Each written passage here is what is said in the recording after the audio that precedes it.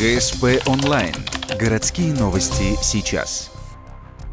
В Ухте расследуется убийство 56-летнего бродяги. Его нашли в лесном массиве поселка Дальний. На лице и теле множество гематом. Большинство – старания приятеля. 24 августа, это понедельник, мужчины с утра решили выпить. Обвиняемый говорит, угощал потерпевшего. Смешал найденное пиво, 100-граммовый медовый лосьон и вино.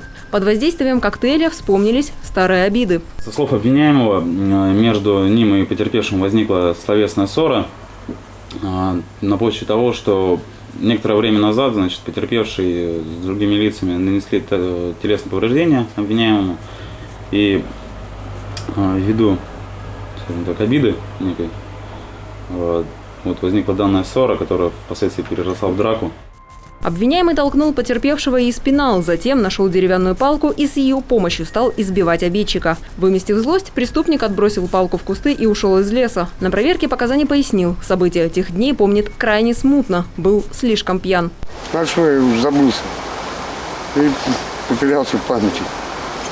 Вот я говорю, вчера приехали, мне напомнили.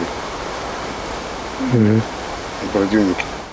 Преступника нашли спустя 2 дня. Говорит, раскаивается, написал явку с повинной. В данный момент мужчина задержан и находится в СИЗО. Его обвиняют в умышленном причинении тяжкого вреда здоровью, повлекшего по неосторожности смерть потерпевшего. Санкция данной статьи предусматривает до 15 лет лишения свободы. Отягчающий фактор – рецидив преступления. В 2004-м мужчину осудили за аналогичное преступление.